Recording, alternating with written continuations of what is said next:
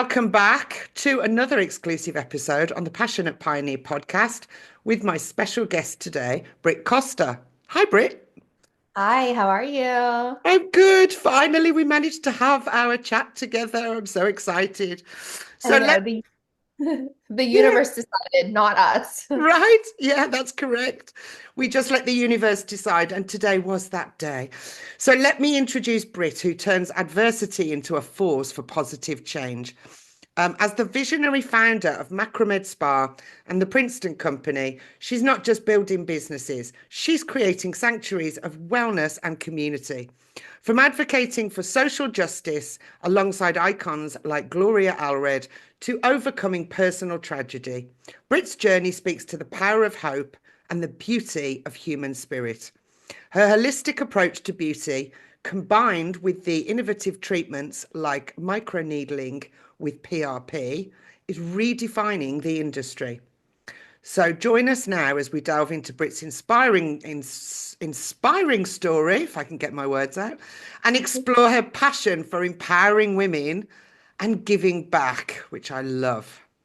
Oh, thank you. I love Thank, that. thank you so Inspiring, inspiring women and giving back. Yeah, because I'm all about that, Brit. My motto is empowered women, empowered lives. And I think that it's really important to inspire and empower people on their personal growth journey.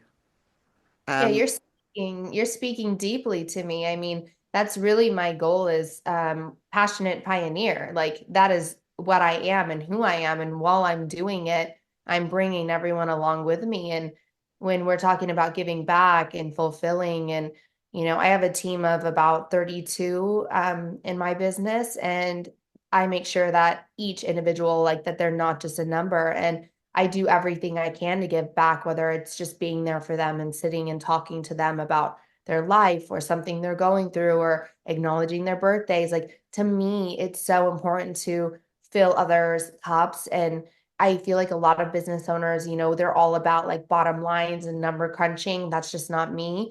If I can have a positive break even, but make sure that I've given back and fulfilled into everyone else, that's my motto. Like I'd rather give than take, and I just give, give, give. And it can be exhausting being the giver sometimes, because then you don't really take, and it's hard to take. And there will right. be days where, I'm just on the struggle bus and I have so many people 2 miles from me that I could just say, hey, can you do this for me? But I struggled to do it. But when I do, I feel, I don't know, sometimes defeated and proud at the same time because it's just like, you asked for help, good, but like, you asked for help.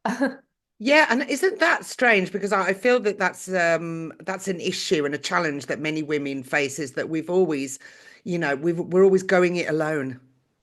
And Yeah. it's one of those things, it's uncomfortable, isn't it, to ask for help because it feels like we're failing if we ask for help. And yet it's absolutely the opposite because you are creating a community where you are providing the help and the guidance, even within your team. It's so true. And I have this thing where like if you help me, I like automatically have a ticker in my head that's like, okay, you have to give this right back. And I want to do something right away to like make it fair and even Steven. Like I just don't like that feeling of like feeling like I need to owe someone, and that's just not how it should be. And I'm aware of that, but I just can't get over that transactional state of like whether it's energy exchanging, and I just want to give it back so I don't have like a bill add up on my end, if that makes any sense at all. Yes, it's like a ticking of the scorecard, isn't it? Oh, I've done all I can to give back, but it's really important, isn't it, to give back to ourselves as well, and we will talk about that. Yeah. We'll talk Yeah. about that as the podcast as this episode continues today. So let's start with your because we on the introduction it was personal adversity. So I'd like to ask you about how did it all start for you? What was this personal adversity and how did you transform it into this successful business and the spa? Right. I'm going to try to summarize as much as possible while giving the meat and potatoes of it. So I I had started this journey of wanting to be a professional model, left that industry, just wasn't for me. Stereotypes, you would imagine that was kind of my situation. Um, Ended on going and opening up a really small spray tan studio where, sunless tanning. And I was doing well with that. And then I decided I wanted to get married. We became married. We wanted to have children. We relocated. I left my sunless tanning studio behind. And when we relocated, we were married, decided we wanted to have children, and we struggled quite a bit. And the struggle continued. We did tests, and they said, "Hey, you guys as a couple have less than 1% chance to have children." Excuse Mm. me. Um, I'm just I wish I was emotional, but I'm actually stuffy. Right, A little. okay. I'm the same, and it's the allergies, isn't it? For me, it's winter here, and in California, it's Yes, it's winter too, but it's right. worse than a normal winter. It's because it's still not quite real winter, so it's just really out there. But excuse Right. me for No that. problem. Okay, so my husband and I had less than 1% chance of having children after a million tests. So we made the hard decision to do IVF, and it was successful on our first one. And everything was going great. We ended up pregnant with identical twins. So the egg Oh, that went in split. And I guess that had nothing to do with IVF. It just was just what happened is what happened. So identicals are the one thing they're at risk for is sharing a placenta. And sometimes one can get more nutrients than the other one. So they check for this during the whole pregnancy. My twins were 100% healthy. We were 3 weeks from delivering, and then I wasn't feeling right, and the twins ended up being still. So in my stomach, deceased, and they ended up getting what's called twin-to-twin transfusion, which is that thing I mentioned they can be at risk for. However, it's fully preventable, which is so hard when you're dealing with grief because, most people have like shoulda, woulda, couldas, but then you have these situations where you're like, I was doing the work, and the doctor said, hey, like, this isn't going to happen to you anymore. So we're not going to check for it. And it's like, not only was that not accurate, but if they had just checked, they could have been here and they were checking. They made the decision not to check. So at that point, I've lost my children, my first children. I'm just laying there with like death within you is like the most crazy thing. right. And my babies come out, they're beautiful. I can't even look at them. I can't even hold them because I didn't want to accept death for me. I didn't want to accept death for them or my family. And, it was a really heartbreaking, angry situation. I went back to my home. I just didn't even know what to do anymore. And I was just breaking and I was broken, and my husband and would tell me we got to stay towards the light. We have to stay towards the light because it was so easy and to be in the dark. Like it took effort to go into the light and to see good in anything because every day felt miserable. Fast forward 3 or 4 months, I was at my breaking point. I was working for my father's company from home, going to Arizona State online. Everything was from home. And I'm looking at the same views I'd been looking at morning, like next to the nursery that's now empty. And I'm like, you know what? I need to get out of this house. So I drove to a shopping center, outdoor mall actually. And I was like, wait, I'm just gonna take my experience from the modeling industry, beauty industry, and my experiencing with spray tan, and I'll open a spray tan studio, but then I'll bring in everyone else to make it big and great. And at this time, I was so nervous because I I named it the Princeton Conrad, but shortened it to the Princeton Co. Princeton and Conrad were my twins. Okay. So yeah, so we ended up the Princeton Co. because we wanted like secrecy in the name. And I had the lease on my nightstand forever, and my husband was like, if you don't sign it, you'll never know. So without his push, I can't say that we would even be here today or the business would be here because my fear was if it fails, then their names will come off the building and I'll lose them again. And so that almost kept me accountable and not giving up in times that I wanted to give up with the business, because I knew if I didn't fight harder, I would have to lose them again. And I just wasn't ready for that.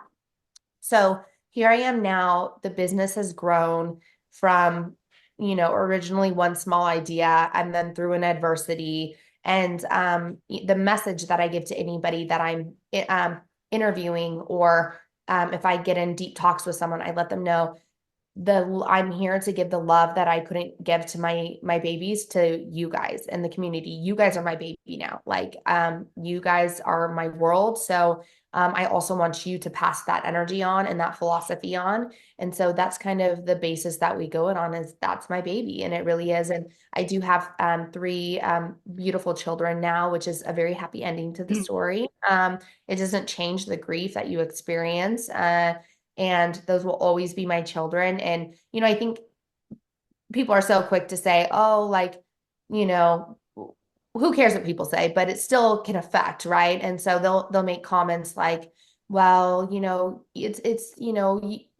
focus on the negative or the loss. You've been blessed and you overcame infertility naturally. Like, that's amazing. Like, but it's like, you can't take away a hole that's been placed in someone and fill it with something else that is not for that hole. Yeah. So while I'm grateful, it doesn't take away the pain and trauma that I experienced that will forever be there.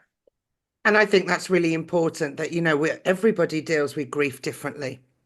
And I think that, we can go into the toxic positivity, which is, oh, you've got to see, you've got to do this, you've got to see on the bright side, but you've got to work through those feelings sometimes. You've got to sit with those feelings.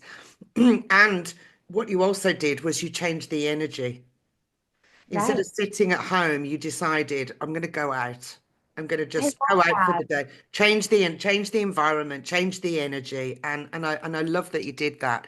And then you got the inspiration for the Princeton Co, right? Yeah, and it's just like I have chills because no one has ever mentioned it that way, like switching up the energy. And it was just like I got in my car and I was like, something has to give, something has to change. And you're right. Had I been sitting there, had I been and I sat in it, and I sat in it for months, but oh, I'm gonna go open a business and this is gonna like make me fill my hole. No, it was I just need something else. I need that energy switch. And I love that you presented that way, because that's exactly what had to happen.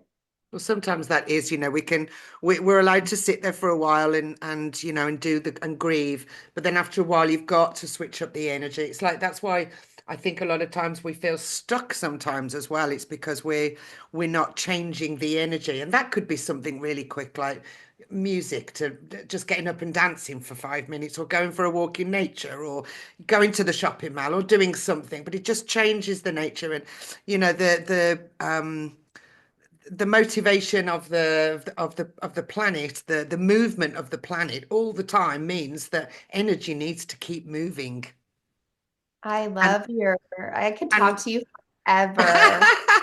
but it's true, when we sat down for long periods of time, and that's what we do, we're tied to desks, we're speaking to clients, we're doing the work, but you've got to change that energy sometimes, and whatever that means, whatever brings you that joy moment and changing the energy, you've got to try and find that, because you, like you said, Brit, you give back a lot to your team and everybody else, and you've got to find the way to fill up your own cup, haven't you? And find that joy for you. Right. And it's all right. And it's not, I don't want to say it's about running, because I ended up even selling that home because I could not find joy in that specific space anymore, where I had just had so many expectations of, this is where my children will swim and this is where my children will play. And it became a space that was no longer serving me. Right. And I feel like it sounds insane that, oh, I up and sold my home and moved closer to my business. But for me, that was like, okay, like those expectations are gone. And now I have fresh new space to create. And if only we could get up and move and start over every time something happens. But that was, kind of a higher grade trauma event. And that the home I had to even rid of. And it was just such a blessing that I could start fresh, be closer to my business, commit to that baby. And then I was pregnant at the grand open ribbon cutting. I was so sick Right. naturally. And it was like, oh my God. And all I wanted was I wanted to just focus on me and the business. And here I am, like, blah, like cutting the ribbon. But And you closed that chapter. You did that. You found it's not serving me anymore. The house was there's too many memories here, and so you closed you closed the chapter and you started a new one. And I think that's very brave as well. That's very courageous. yeah, I don't think as many people, could see it the way you see it. And that's why people should, really invest their time into your words because you have a perspective that is so special. And you're already rewriting my history in a way that makes me understand what I was doing naturally. And our body naturally knows how to heal and move Right. forward if we let it.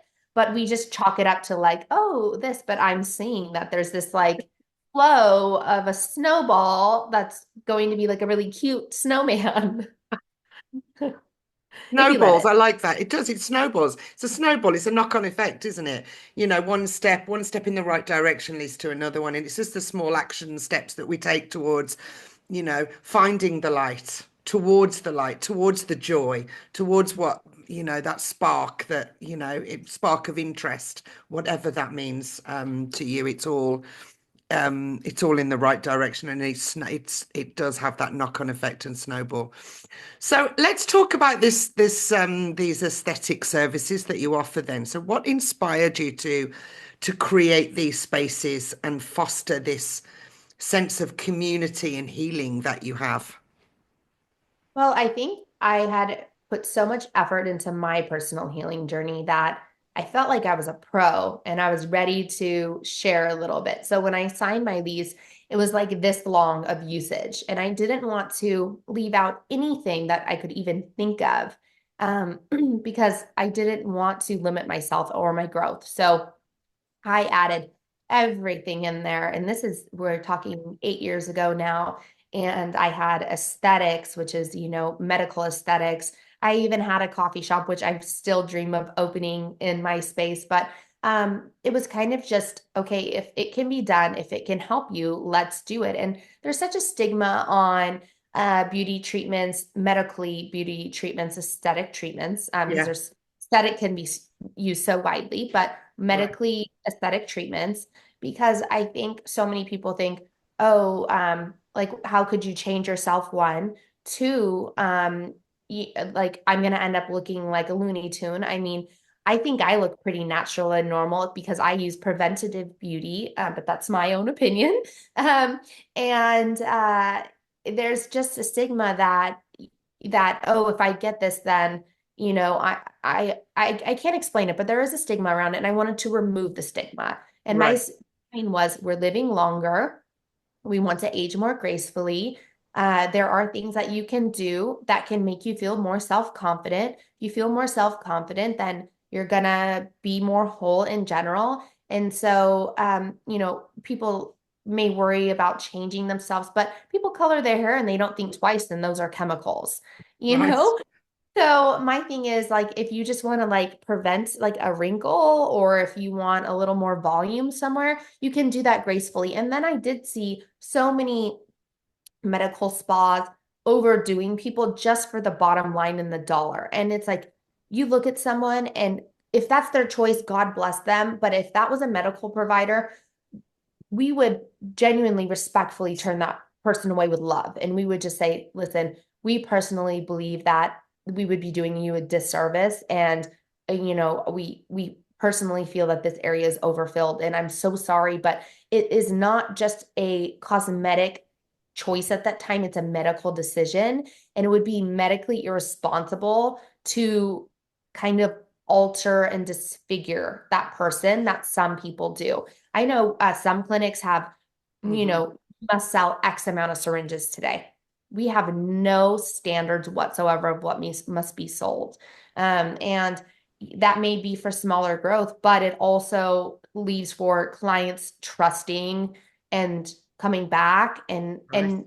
and yeah, not turning into cartoon characters, which has created on our TV screens that, oh, if I get Botox, I'll look like this. And it's like, okay, let's re-educate, let's start over, and so on. And also standing in integrity and authenticity and standing in your truth, like you said, it has become a bit, stigmatized and cookie cutter, that this is if you want this is how you're going to look. Or that it could go very wrong and you could look like this. And I think that it's the fear, isn't it? And I think that what you're doing is you're taking away the fear by being authentic and in integrity and Mhm. standing by, we want to take care of you, right? Right. And And what's best for you is different from what's best for somebody else, and every client is different. yeah, it's so true. And it's hard sometimes because we know that other clinics will take someone and people usually won't take no for an answer. Um, for example, we had a patient that was so heartbroken because she was not a good candidate for lip filler. Her anatomy was shaped like kind of tucked under, and then she was a very vascular. So I promised her, I'm like, we're gonna do everything because she was super let down. And I'm like, I promise you, like, I care. We chatted for like 15 minutes. And I'm like, come back after your healing. Let's see what we can do. And we had to give her the bad news, and she was not happy. And I just said, look, please, I know you really want it. Just please promise me wherever you go, just tell them what I've shared with you, how vascular you are, because we don't want to see you hurt. And I know you really want it. And someone might be able to do it, but it doesn't mean that it will be done safely. And Right. I take that home with me is like, we all care about our patients. Yeah. And I think that's, if you can't help somebody, you can refer them somewhere else, or you at least you're honest with them, Mhm. and I like that. And that's how you change the industry misconceptions one step at a time, right? Right. I mean, because it's really easy to turn someone into a major stereotype, um, and uh, and then lose their trust. And we want people to send their friends, their family, and say like, oh yeah, like look almost like untouched in a way, like authentic to their true character with just a little bit of a boost. Right. Creating the medical aesthetics in a space where we're offering beauty treatments, it's just trying to normalize it. And then it's also convenience. And so it's like, okay, treat here, treat there, and one-stop shop, make it easy. Yeah. Be- Yeah. Make it, not as big of a deal. Absolutely. Well, people are always nervous, aren't they? I'm sure they're nervous when they come to you. They want something, but they want it, but they want your advice, don't they? Because of the stigma that comes with some of these aesthetic changes. Oh, right. I mean, every patient gets a consult beforehand. So we Yeah. consult with them. And I know most consults are done differently, where they do a full evaluation on everything, and we just ask what they came for. And if we think that they're kind of, there's a different treatment that's better than what they came for, we'll recommend it then. But we don't do, because this has even happened to me, is you go somewhere and they do a full that, they talk about the perfect lines and degrees and the this and the that. And then you leave and you're like, oh my God, like now I have this small chin and I have this sunken under eye and oh, my nose. And it's like, no, no, no, we're not pointing out a darn thing unless you point it out to us. And then we're all over it. We're like, okay, let's see how we can help you. We always have, don't we have that naturally, that one side, if you take a profile picture this side, you take a profile picture this side, two very different people, right? The Oh, two two sides of the very face are very different. Yes, and I learned that in the modeling industry because they would always try to shoot from this side. And I would say, just don't, because you're not going to like the photos. Oh, it's just a photographer. I can do it. And I'm like, okay, fine, go ahead. And then after like 45 minutes, let's shoot from this side. And I'm like, okay, thank you. Like, let's all make our jobs a little bit easier here. This is a different person. I don't know her. And I sleep on Yeah, this side. This one must be happier. But normally the side you sleep on is the one that's not as happy. But I like sleep. So she likes sleeping. She's good. This one, I forget it exists. But straight it's on true. is nice too. It's true, right? It's true. It's Yeah. true. When you've got the profile that you prefer, right? And I can't remember which one mine is, this way or this way. I cannot remember, but yes, there are certain photographs that I prefer. I Um, I know which one it is because I push everyone out of the way and I say, I'm standing here for the photo. You know? I say, well, you well, guys know the drill. I'd like. I'm going to learn that lesson. I'm going to find out which side, and I'm going to remember it first, so that I can be photogenic. And then just every time, just hop on that side. And then if you're on the wrong side and then you try to do this, then you look weird, like you're like pulling away. So if it's your left side, you're gonna stand on the left side. So your right side, you're gonna stand on the right. And yeah, it may be like, okay, weird, you're putting this effort. No, it takes me like 1 second to walk to the right side, and then I get an amazing photo that I actually like and want to use.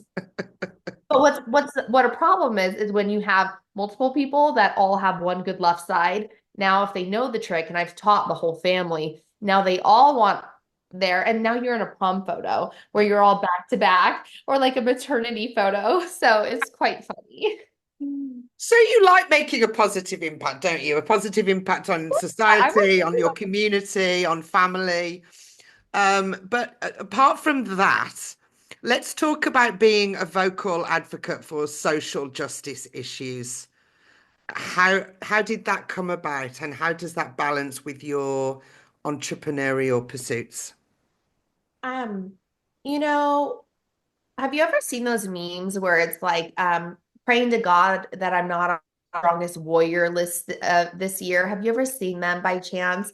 Because I think God so. puts me on his strongest warrior list. And I was born with a voice. I was a shy kid, but I found my voice. And things kind of happen to me sometimes where I've had friends say, dang, Britt, like the things that happen to you, they just don't just happen to anybody. And so I have had things happen to me that you wouldn't even believe, that I don't even believe. And there are things that most people are like, okay, moving on. I'll focus on one particular situation, which was when a man filmed up my dress with an iPad, not even an iPhone, but an iPad. Oh, Okay. dear. Like, do better, guy. If you're going to be a pervert, like put some more effort. And so at the time, I was in Make a some more effort, dude. do better. You got an iPad. And at first I thought he was petting my dog. And I don't like people near me in my space. And he just kept following me around, but he kept acting like he just wanted to pet my dog. And I'm like, all right, dude, you like dogs. Okay, whatever. And so after about 5 minutes, he kept kneeling down to pet the dog.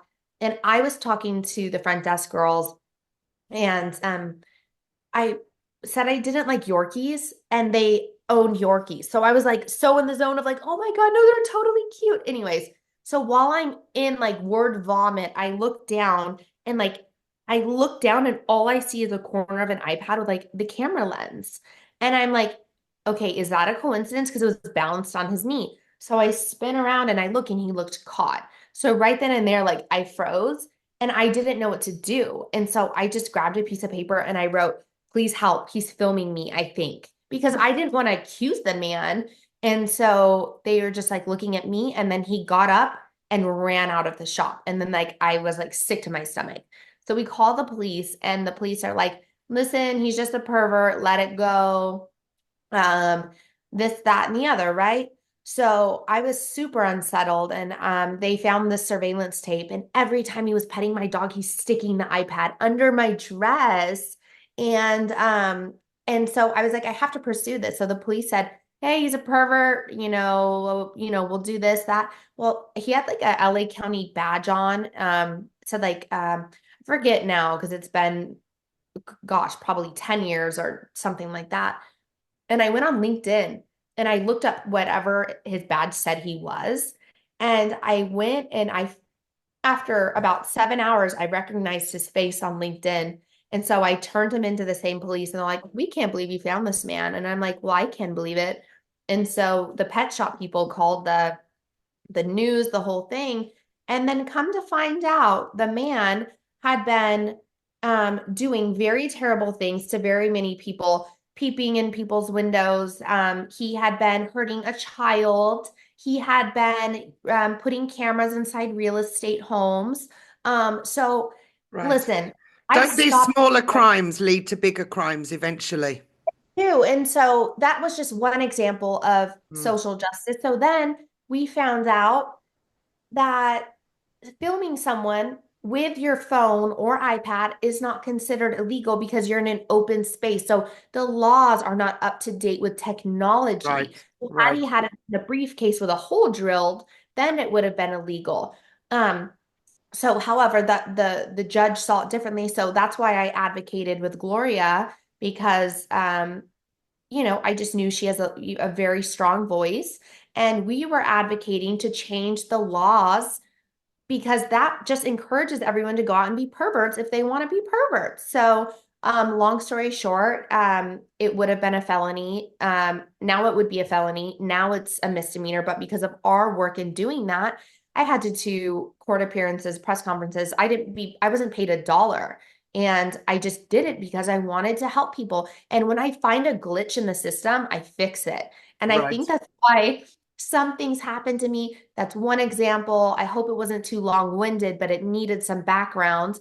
But there's many instances where the glitch, comes. And I have different topics, whether it's on vaccination, whether it's on laws against technology, whether it's um, um, even with my twins. My twin didn't have any legal rights because they didn't take a breath of air. So there's so many things like women babies are not protected in the womb, even in the late term. So all these glitches in the system, and I'm like, oh no, another battle, but I just keep fighting. And it's because I have a voice. And so I think that's why I'm God's warrior, because he knows I'll do something about it. Yeah. Action. Yeah, that's fantastic. Yeah, it's the same, Brit. I mean, it's taken me a long time. I was from the generation where, we weren't, our opinion really wasn't accepted. Um, especially in a conservative house. But it's taken me a long time to find my voice. I was also bullied at school, and so that didn't help, and it took me a long time to find my voice. And but once you've got it, and you can use it for good. And I think, and I think that these experiences that we have, the trauma that you've had, some trauma that I've had, including that bullying, it makes you God's warrior, makes you stronger, right? It happens for a reason, and you can turn it into something positive, and you Yeah, can turn it into your story and how you want to um, start empowering other people to make a difference, basically. we were talking about snowballs earlier, and I feel like, I've always been that person that doesn't want to sit and talk about adversities because I feel like that will grow a snowball too. It's like where you project your energy. So you have to be very Right. careful the way you do it because there's the and then people like, and then this happened, and then this happened, and then this happened, and then oh my God, and it's like, okay, get it out. But it's a catch 22 sometimes because sometimes you need to be the and then person because I'm the like, I can handle it. It was just a bad day. And I keep it inside because I already know the advice that I want to tell myself. Like my head is very straight on and I can see things very fairly and clearly, but it can be a problem when you're, like I was saying, like very like non-dependent on people because sometimes you just have to let it out, even though you know the advice and you know what you need to do. It's really important to just sometimes just, and then this happened, and then this happened, and it's okay. And then you stub your toe, and then you're really mad.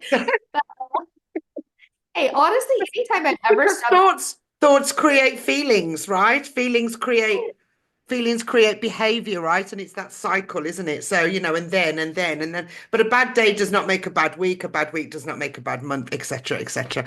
It's okay to have a bad day. Everybody has a bad day. We're on planet Earth. right? Oh my This gosh. is the planet of challenges and adversities, and and curveballs and all the rest of it. So you can be as positive as you want, but sometimes things are just not in your control, and some things are. And We can what my advice is, if you have a bad day, that's okay. Just let it go. Don't unpack and live there in that moment, in that day, because you can. And then that means, oh, tomorrow's going to be crappy, and the next day's going to be crappy, and blah blah blah. And it's Yeah, not, it turns people into monsters. It really does. And then, right? those people that you see walking around with no joy, and you can tell that their ends and their adversities have totally built a snowball into an igloo around their house, and now they're Right? locked in living in it. And so, Right. I mean, even the strong warriors, I can be a strong warrior and I can face hard things, but I can also be crying in my kid's parking lot because somebody yelled at me so awfully that I'm just like, we're in a kid's parking lot. Like, how could you do that to me? Like, I mean, at the same time, there's you have to just balance, and you can be strong, but then they'll sneak out in moments where it's just like, that was small, that upset you, but it's like, hey, like, we can't control the way we feel sometimes, and suppressed emotions are the worst thing. And when people are experiencing grief of a loved one, I always tell them this: stay close to your grief, because all I wanted in the beginning was to get as far away in time as possible, because I saw like on hashtags and stuff of women that had had infant loss and baby loss and whatnot. And so I would see them like 3 years down the road and they looked happy. And I'm like, I just want happy. I want to be happy. And if I could just fast forward, that was my one wish. But what happens as time goes on is it gets hard to feel anymore, Mm. that connection that I felt to my boys, that aching grief that sometimes you needed it, you needed to feel it so badly, is not there. And you almost feel you miss that grief. Like, sometimes you want to sit in that grief, but you can't even muster it up. And so what I tell people is, I say, look, hey, you're going through something traumatic and terrible, but please know that this is you must do this part of your process, and you cannot run from your grief. And you mentioned that earlier was, you know, being in it, and you have to experience it, but do not run from it, because I promise you, in a Yeah. weird way, one day you will miss this tight connection, because as time goes, and I felt guilty, and then I learned about the box, or the ball in the box theory. Have you ever heard about that? The that ball in the I don't think so. Tell me. Maybe it's Oh, familiar. okay, it's amazing. So Okay. basically, everyone should know this.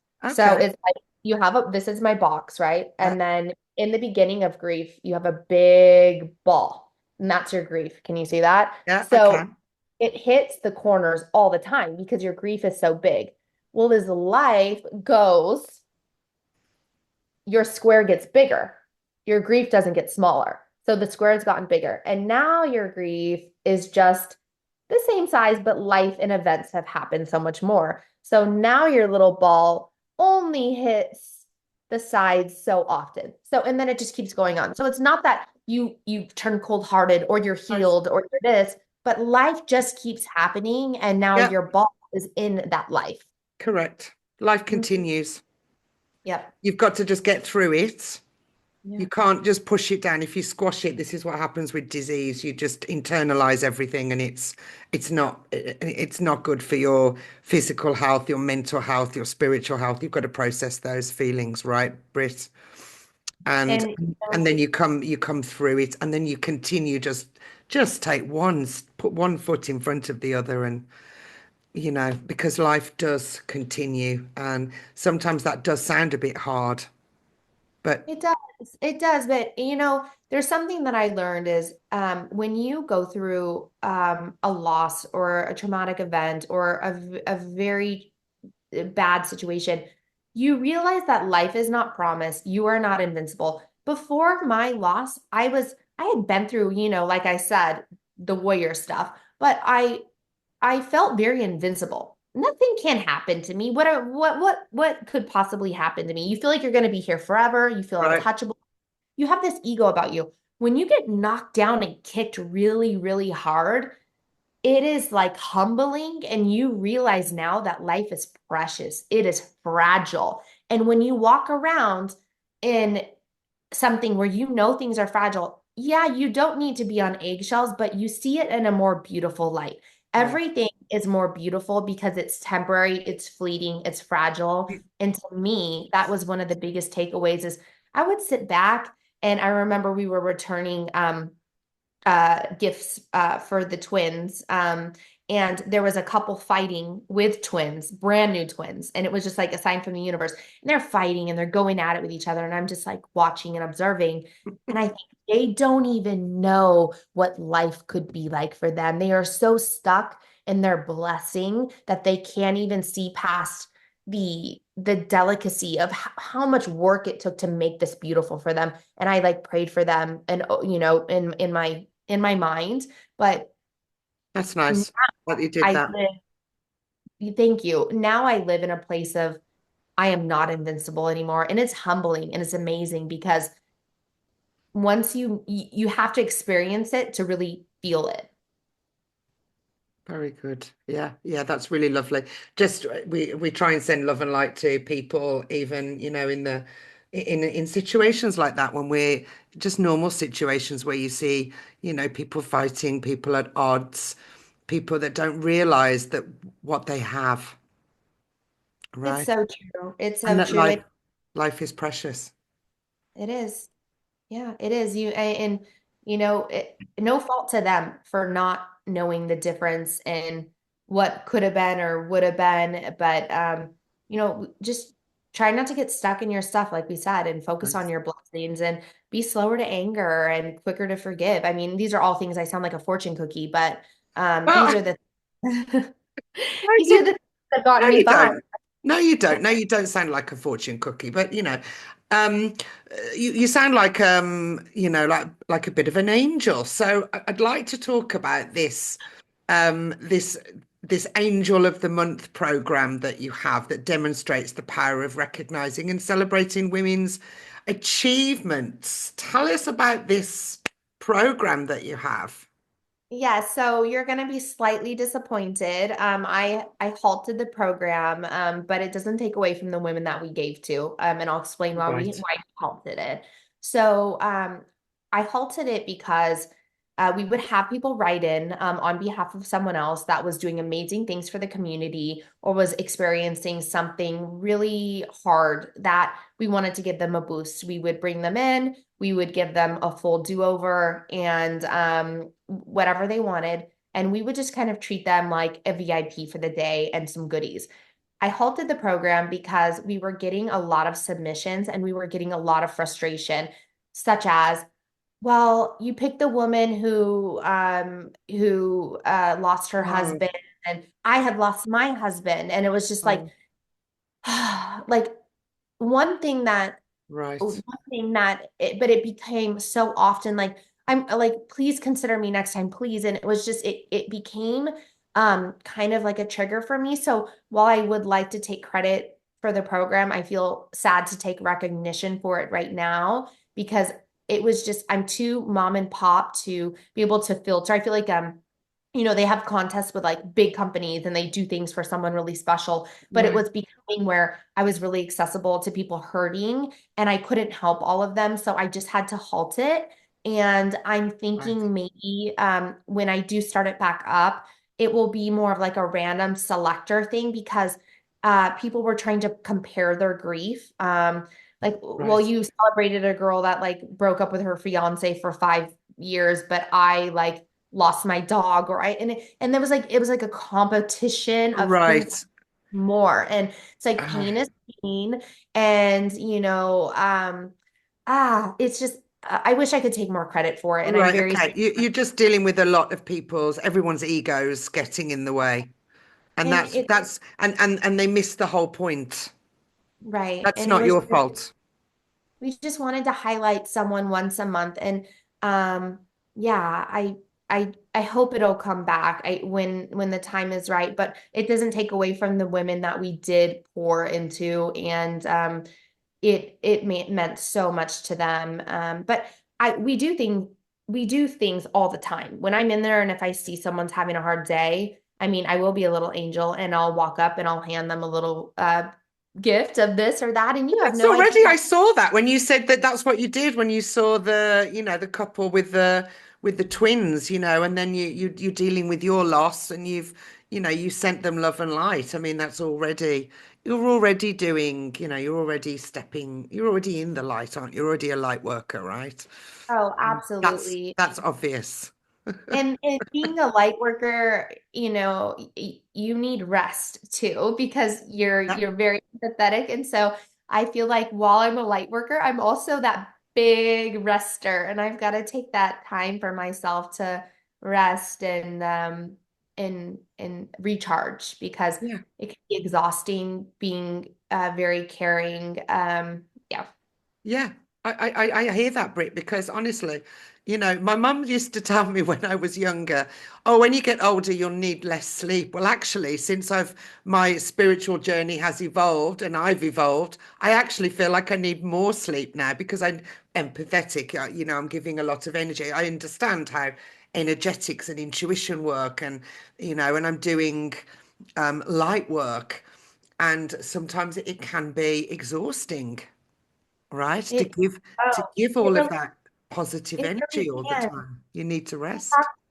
When you talked about that, like, energetic, exchange, it's so real. And if people aren't on that level of believing or accepting that that is real, I have let go of a stylist before because I felt like the things she was into were dark, and I was feeling the darkness in the business. And I always tell everyone, peace is priceless. Like I want joy. I want all of you to like me. And I tell them that I genuinely want you to like me because this is a small business. I don't want to be your best friend, but if you don't respect and like me, then it's probably not a good vibe. And most people probably wouldn't care if their team likes them or not.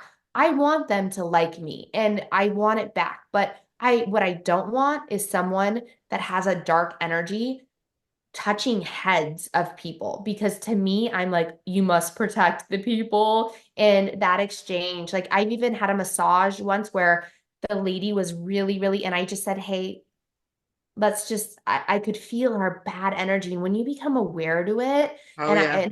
it was done in a way that like I as respectfully as possible. But she came in there, she's like, are we gonna do this or what? I was running behind, and she was like, you could feel her like heat coming off of her. And I was like, yeah, let's not. And she's like, no, like we need to go now because we're just this. And I'm like, no, I'm okay. I'm just gonna come another day. And I'm like, if you couldn't pay me that day, probably even $10,000 to be touched by that woman. And God bless her. I probably didn't pray for her that day, but whatever energy, protect your space and be careful who you're letting touch you and be around you because I'm all for that. Uh-uh. I'm laughing because I had the exact same experience when I went home to England last year and I'd got a massage booked. And when I went in, the lady was so flustered. She was eating lunch. She said, well, we've got to go now. We've got to do it. And in the end, and I looked at her and I was just I was like, well, this is not conducive to a massage. And I No, said, no problem. I'll come back. And I never went back, and I would never go of back course. again, Same ever, here. ever, because it was just that from the time I walked in, I thought, well, I'm glad I didn't have her energy, um, in my space. I got Isn't I got out of there as soon as possible. I feel like a lot of people don't know though, and a lot of people don't have that voice, and they'll just like, came down, are we gonna do this or what? And I'm like, oh, like what kind of service am I paying for? You want me in and out, wham, bam. Like, all right, but it was beyond that. Like there were words, and I didn't want to bore you with the story, but it's just it Yeah, had like when you pointed out that exchange of energy. yeah, I'm a Christian and I'm a believer in Jesus, but I'm also a massive believer in just the beautiful of what he created in the universe and all of yeah, the gifts that we've been given. And we yeah. have gotten so far away from our gifts that we don't practice them the way we should. And I Right. think that's why so many violations can happen. And then I also think when you are doing positive things for people, you're targeted, and that's just natural. Like the dark wants to eat the light and the light wants to that. So I do feel that while light attracts the light, it also can attract darkness because it's a target. No one, if you're a dark entity of some form, like you don't really like someone that's spreading joy and healing and love. And I've learned a lot from one of my really good girlfriends who is massive. She devotes 100% of her time to healing and growing and light work and all sorts of things. But I think in our minds, the like typical like businesswoman or what we think, oh no, like that's beyond us, or I need to do this. No, like you can do it in your daily practices. And I wish more people knew that they don't need to be like a guru or an expert to heal and to bring light and to bring love. Yeah, those days have gone, aren't they? We did have that spat in the 80s, probably, maybe going into the 90s of the gurus, and you had to do it their way, and it's not right, I always laugh. I mean, look, I've got Buddha behind me here, and I'm just like, we're not Buddha. We can't sit under the Bodhi tree for days at a time.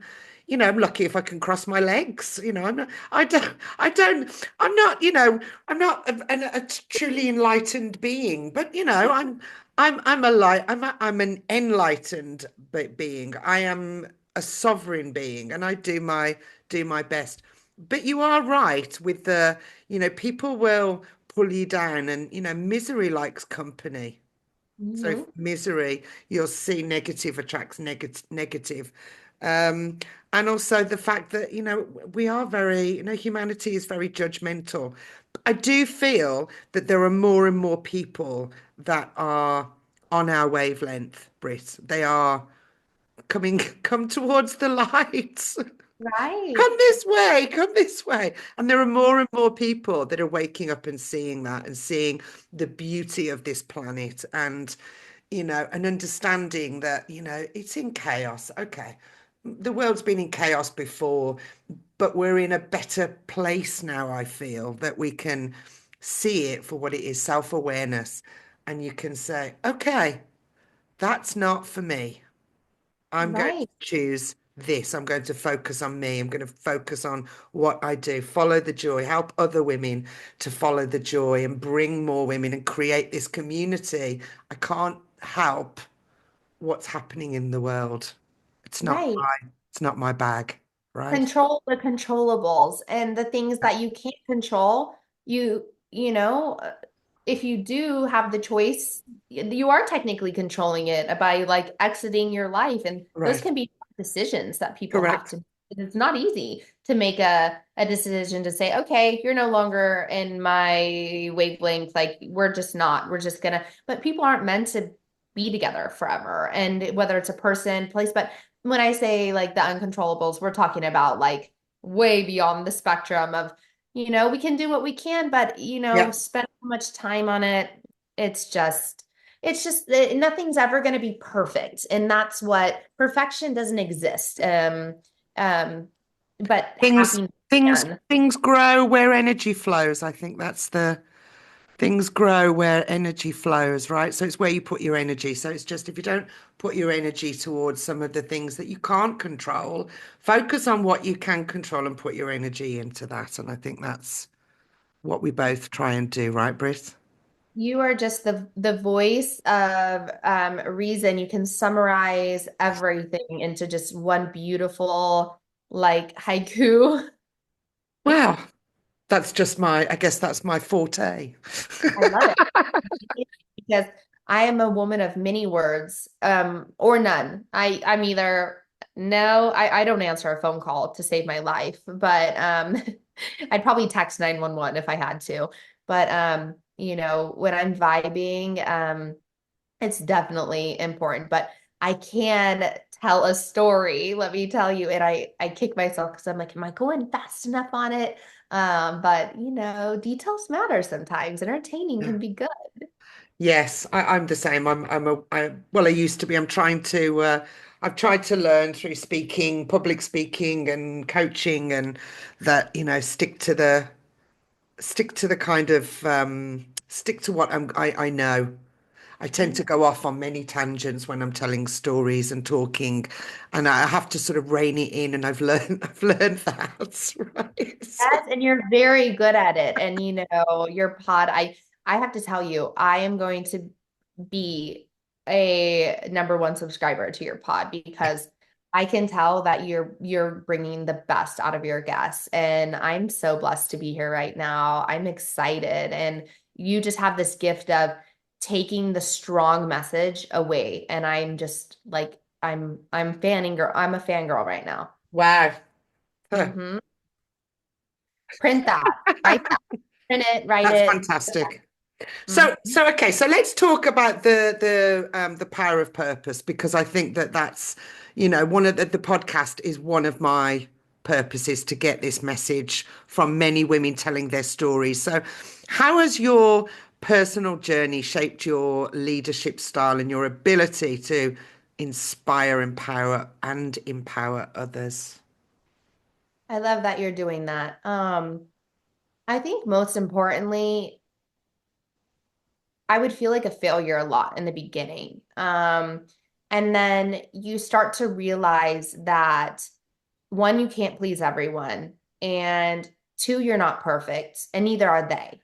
And so when you get in this space of, okay, I am going to just do my best and I'm going to stand by that. And I am going to have confidence because originally I really struggled with my confidence. I'd say the first 4 years of my business, I was very, very insecure about it. And I mean, to this day, I'm insecure about it in some ways, and I'll say we're the best and I will, but then there's these insecurities that come. But I think over time, I have just realized, no, you are doing an excellent job. You are doing so much more than what many would do. Acknowledging the effort and the fairness that's involved. I give people a voice in my business, and I make sure they know they can always come to me.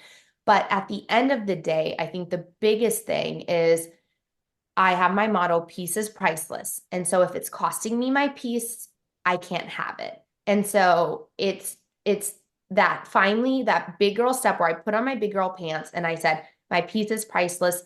These are my boundaries. These are my non-negotiables. And that is like these three, like they made me kind of feel like a badass. Excuse my French. I don't know if that's Huh? allowed. Okay. Absolutely. Yeah, you're a So badass.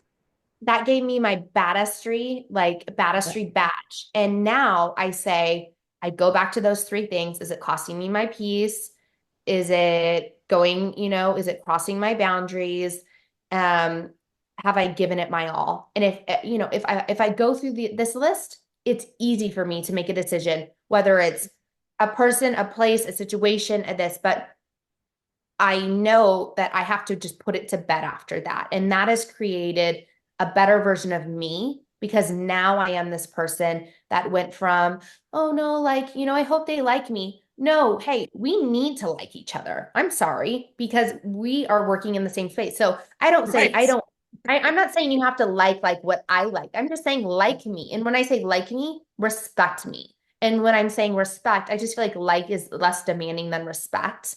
But, we should have no reason not to like each other. And that's why I think I fostered such a beautiful space. And people come in, they go, the energy in here is impeccable. Like That's they that's feel that's it. exactly that's what it Yeah. is. Brit. That's exactly what it is, because you've got these. What a game changer that is, right? And, you've got your boundaries. If I don't feel peaceful, it's not for me. I've got my boundaries in place, right? If this doesn't, if you're not respecting me, then that's not for me either. And what a game changer that is, right? So you've already created that amazing positive energy. And so, of course, anything that's not aligned to that is not coming towards you, I would Right. think. I'm not sure how you said there was one person that didn't feel aligned. Maybe she came in before, or sometimes they do slip in. But most of the people that, I would say 99.9% of the people in your life and your clients and your team would be aligned to you, because that's the energy that you are exuding.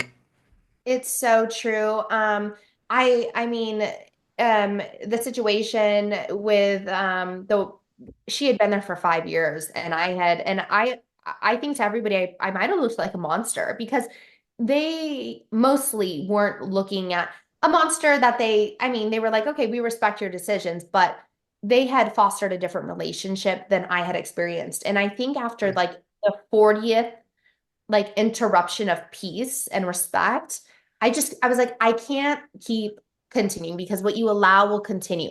And I have zero space for people that continue to allow negativity to happen in their life.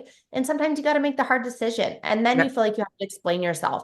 And that's another thing that I've gotten better at is feeling like I need to explain everything I'm doing. Some things don't need to have an explanation. Like this is just my decision, please respect it. But I was raised with like the authoritative and the authoritarian and the this. And I don't want to because at the end of the day, these are my babies that I Yeah. have fostered. And so I don't want to say because I told you so or because it just is.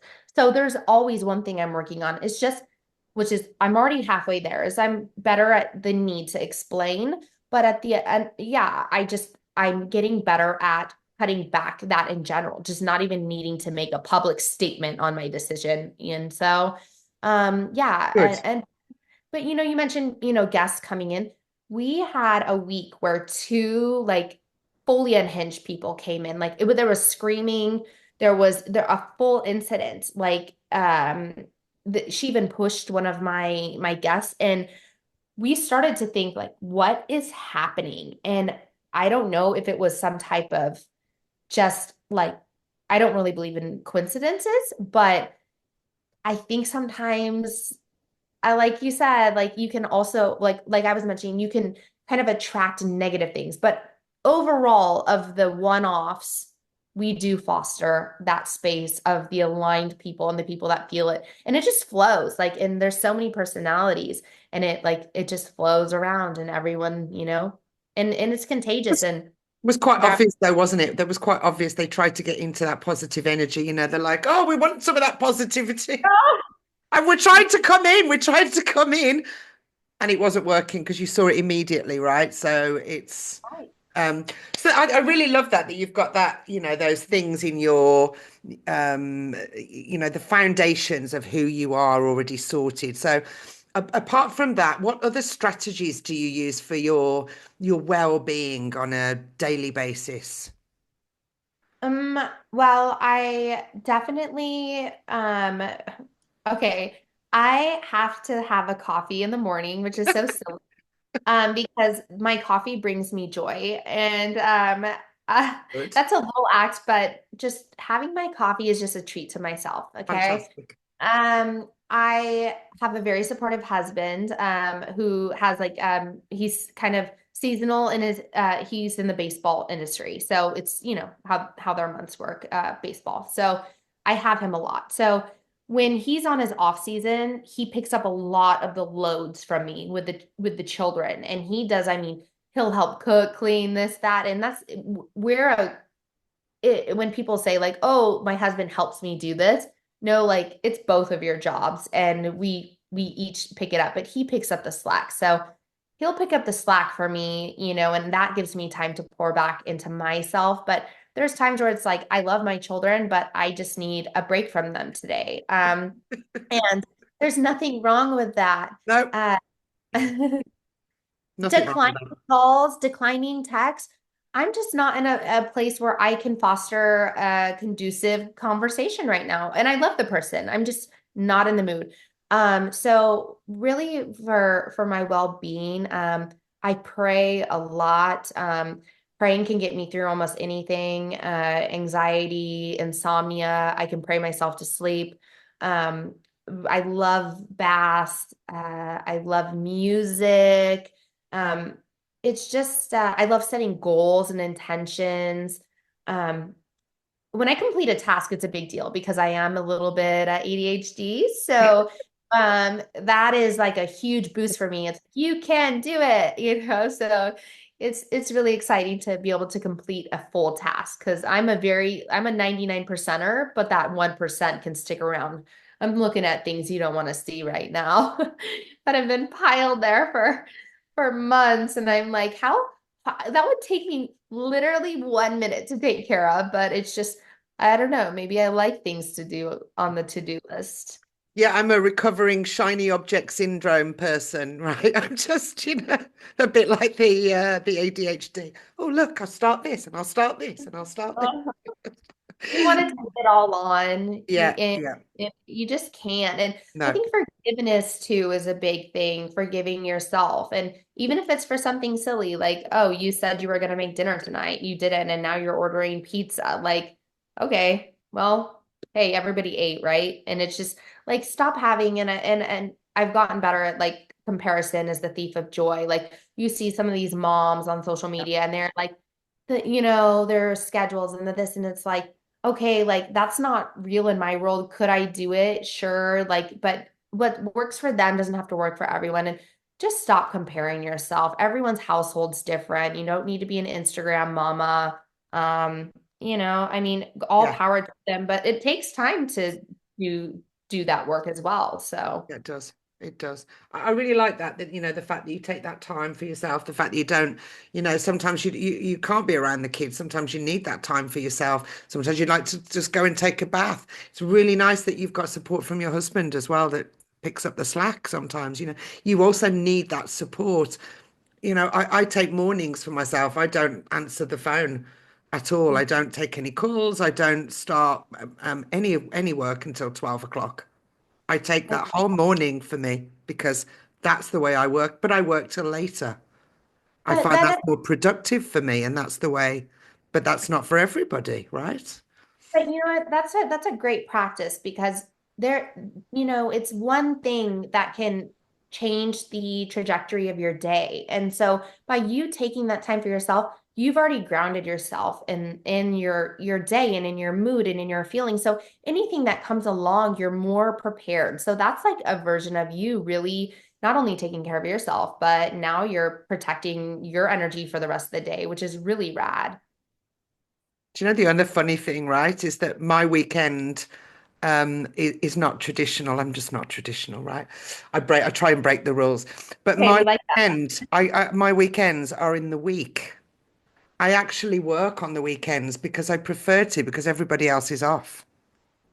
I And like that. And And I actually, I find that clients are too busy during the week. And so they're free at the weekend. So it's a bonus for me because I'm able to do that at the weekend and do my work and take the time off during the week when everybody else is working. So you don't have to follow the rules, and I love it. you, And you do you what works. don't. And you know what? It is I was just thinking, oh my gosh, it's gonna be the new year. And then it's I'm so glad you brought that up because there's one thing that has stood out to me is that we feel like we have to get all these things done and start new January 1st. Oh, I hate Well, that. Don't throw it out the window. You can start new anytime. You don't, doesn't need to be January 1st. but scientifically, I think it's proven that our real, we're animals, right? We're still kind of in hibernation and we come out around March or April or something like that. And Right. it's the true refresh. Like if you're going off of the biological clock of we're hibernating. And so that's a fun fact I learned where it's like, hey, yeah, you can start anytime or you can start in March or you can whatever, but just knowing that your body is kind of in this way of like naturally my biological clock is saying, hey, I kind of want to relax and start in March or April or whatever. Again, any day you can choose any month, but we kind of are more inclined like take this time for you. Like forget Yeah. January 1st or the Yeah. 2nd or the 3rd. January, February in the Northern Hemisphere, they're the worst months ever. No one wants to go out. No one feels motivated or inspired, and everyone wants just to hibernate. It's snowing, it's cold, it's minus degrees, right? It's How like, is that in England when in how is that England motivating to go to the gym, right? It's is like, that not hard because being in California it's pretty decent, but when you're in England and it's like January 1st, New Year's, new goals, resolutions, how does that affect you guys when you're like it's almost impossible, okay? terrible, right? I'm just like, Beautiful. throw all the rules out of the window. Do what feels right for you, Yeah. right? Yeah. wonder how the traditional person takes it, that's just kind of stuck in that mindset. It must be hard because their body is just not wanting to, is not made to do that.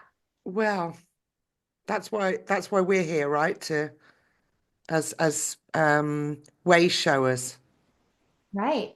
My husband, he goes to the gym almost every day, and that's how he gets his mind right, and he goes early in the morning. And he brings me back coffee almost every day. He's getting shout outs today. I love that. But he doesn't like to go to the gym between like January 1st and like January 14th because everybody ends up in the gym to like get their bods right, and then they start to fall off.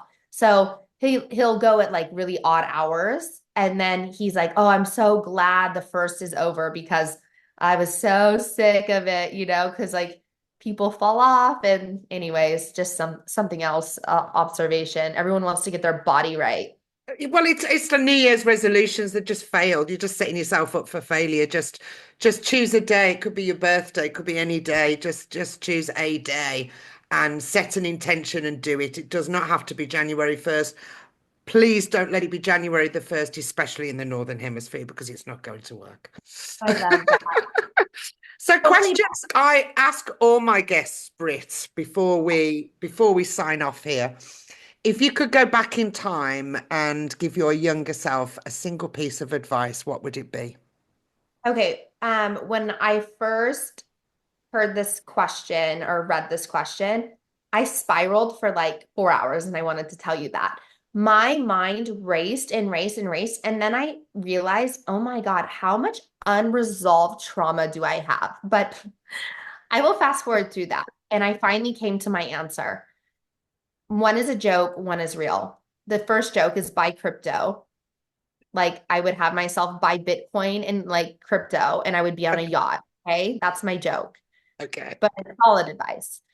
The real answer is I would tell my younger self that to find a strong female mentor that is faith-based, because as a child and teen going through homes and divorces, I would go from one house to the other, whatever was serving at the time.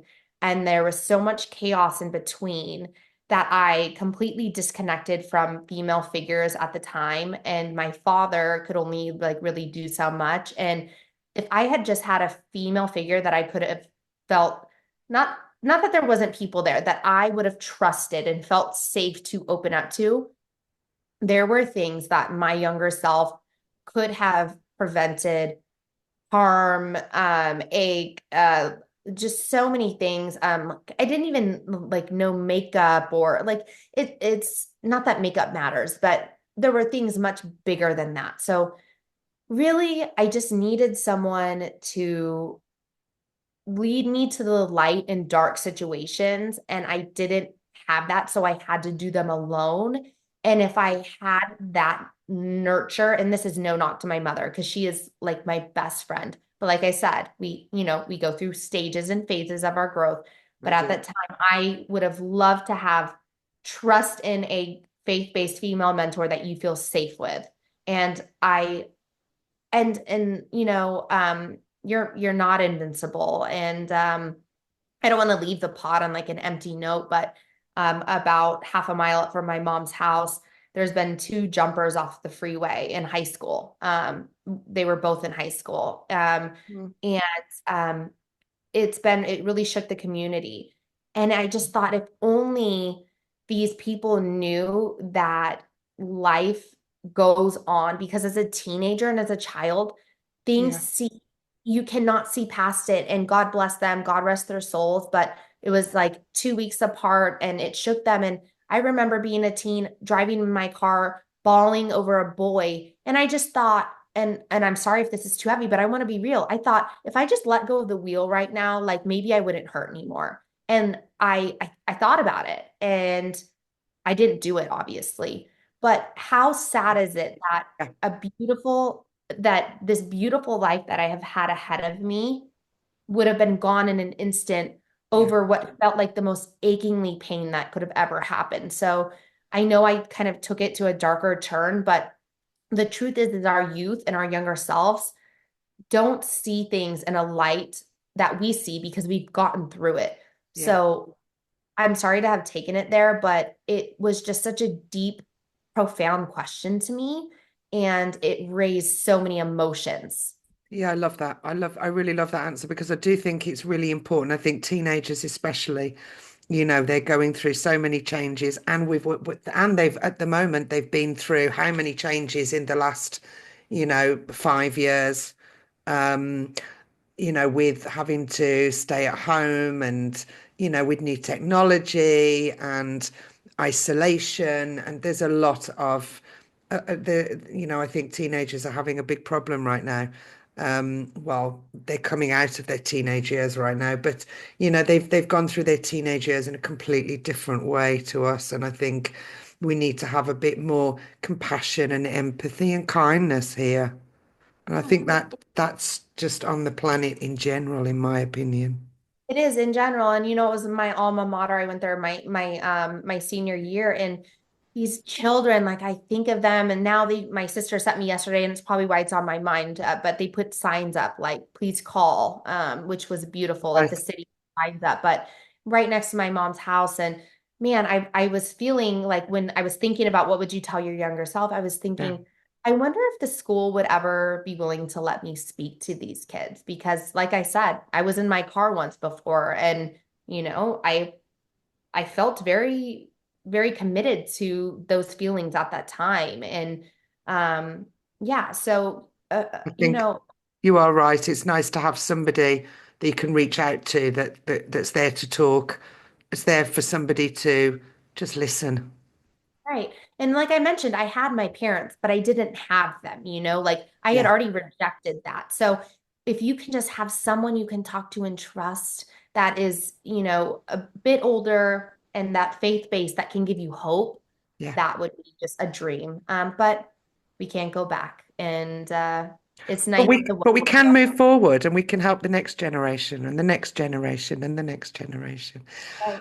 And it will snowball. We That's right. It we will. hope, right? We hope. So Oh, what message do you hope our female listeners will take away from your story that will empower them on their own path to living a fulfilled and joyful life? I think just, you'll, like my husband said to me, you'll never know if you don't try. So if there's something you want to do it. You have one life. And people say, I'm too old. And I'm looking at them like, you're never too old. You're going to be like even older regretting that you didn't do it. And I had a little Right. sticky note. I didn't graduate college till I was 29 or something. And I don't even use my degree, but it's up there it's up there. Oh, you can't see it. Anyways, I I just think that, you know, don't think that you won't be as good as the next person because when I started my salon, there was 5 salons next to me. Now there's only two or so standing. So don't be afraid of competition because just because someone's already established, it doesn't mean that you can't go create your own space. And there can be friendly competition at the same time. So I would definitely say, look, stop quieting that thing in your mind that you want to do. Give it a shot, whether it's a business. Don't compare yourselves to others. You have just as much as goodness to share to others within you, and try to practice goodness and it'll come to you. And be thoughtful. One thing that is like my biggest thing is remembering people's birthdays. It sounds silly, but I have alarms that go Oh, off at 9 a.m. on a reminder. You can set a yearly reminder. And so every year it'll go off and it'll just give you that. Acknowledge the people around you, foster your circle because the way you take care of others, you're going to want to be taken care of back as well. So please foster your circle, acknowledge them. If you are forgetful, be accountable and be accountable for yourself and try to be fair. I think look at things through a fair lens. So I hope I gave a few, useful tips. brilliant. Yes, you did. But no You one's answered the perfect at question. all. And love your imperfectness. And as I mentioned, Yes. life is fragile and it's not fair. And please know that God does not punish. And that is one thing that I had to learn. Know that God is not punishing you, or there's a lot. I had to experience a lot of the why me. I was screaming at God in my backyard, and I think you'll appreciate this. Oh, I'm yeah. screaming in my backyard, C-section, everything. And I'm yelling, why did you do this? Why did you do this? And a hummingbird flew and it hovered right in front of my face. And it was a sign of my grandmother. And I knew it was talking to me. And I was still mad. And I said, you didn't answer me, but I know you're listening. And Yeah. that's all you need to know. Know that you may not always have the answers, and people will go their life looking for the answer. You may never get it, but just know that prayers are being answered. You're being listened to, and don't stop asking or trying. And so you're being heard. The belief in the higher power. We could do a whole other episode on that, right, Brit? We could totally do Oh that. my God. I could take you, That's a whole other podcast. I could take you into the whole new year, and then that. Absolutely, absolutely. Okay, brilliant. A million thanks to Brit for joining me today. Thanks to our audience for hanging out with us. We hope you found it inspiring and empowering. And of course, you can find out more about either Brit or myself. All the details are below. And until next time, from me and Brit. If you're still listening, congratulations. You guys, thanks for having me. Bye-bye.